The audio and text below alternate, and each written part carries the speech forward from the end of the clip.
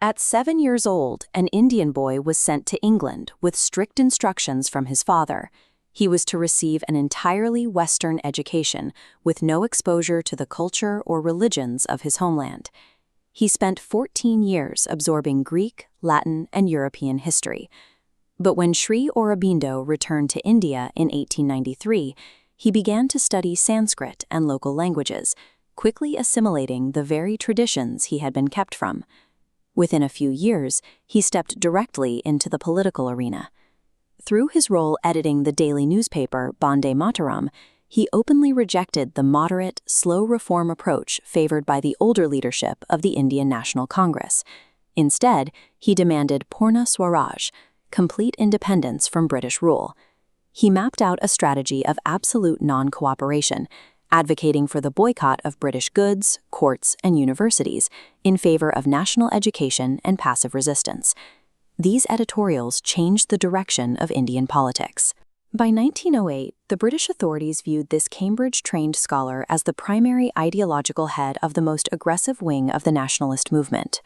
In May 1908, the colonial police initiated a crackdown, arresting Sri Aurobindo in the Alipur bomb case.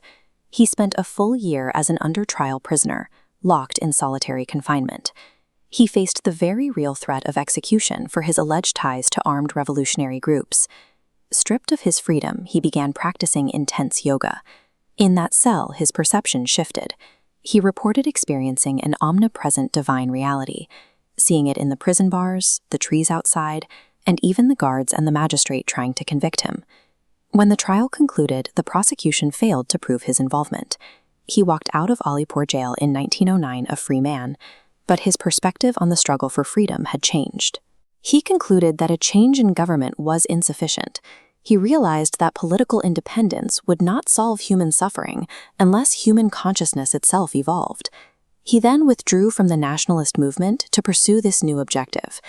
To evade further British prosecution, he sailed down the coast in 1910 to find sanctuary in Pondicherry, a French enclave out of British jurisdiction. Despite repeated requests from his peers to return and lead the National Congress, he refused. He secluded himself to chart a new spiritual methodology, which he called integral yoga. 4 years into his silent retreat, he launched a philosophical monthly journal titled The Arya. Over the next 6.5 years, he wrote an enormous volume of material for the journal. He serialized massive theoretical works month by month, most notably The Life Divine and The Synthesis of Yoga. Leaving behind newspaper editorials, he used the pages of the Arya to meticulously detail a set of mechanics for human evolution. This timeline maps the evolution of consciousness, from unconscious matter to biological life, eventually reaching the human mind. Evolution doesn't stop with us. The mind is a transitional midpoint. The required leap involves ascending to the supermind, a truth consciousness, where reality is understood through unity. Many traditional spiritual paths frame the physical world as an illusion to escape.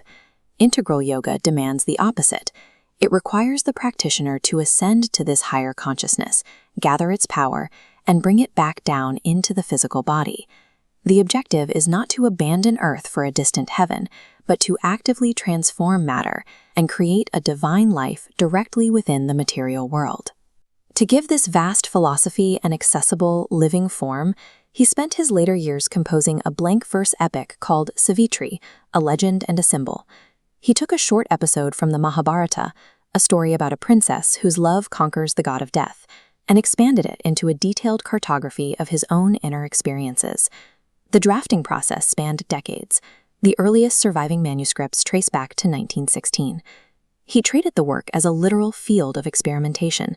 As his own yogic consciousness deepened, he continually rewrote the poem's 24,000 lines from those newly reached planes, striving to capture what he called mantric poetry. Sri Aurobindo designed the poem's rhythmic and sonic structure to function as a catalyst, intended to trigger a shift in the reader's internal state. When Sri Aurobindo passed away in 1950, his thousands of pages of theory were ready to be tested in physical reality. The continuation of his work fell to his spiritual collaborator, a French-born mystic named Mira Alfassa. Known to disciples as the Mother, she had managed the practical growth of his ashram since 1926. In 1968, she launched Auroville. Built on a barren plateau in South India, this international township was constructed as a living laboratory, a dedicated space to practice his theories of human unity and evolutionary progress on a societal scale. The Cambridge scholar who shook the British Empire ended up aiming far past the borders of India. From radical political articles printed in secret to an epic poem of spiritual ascension, his writings serve as an active blueprint for the next stage of human existence.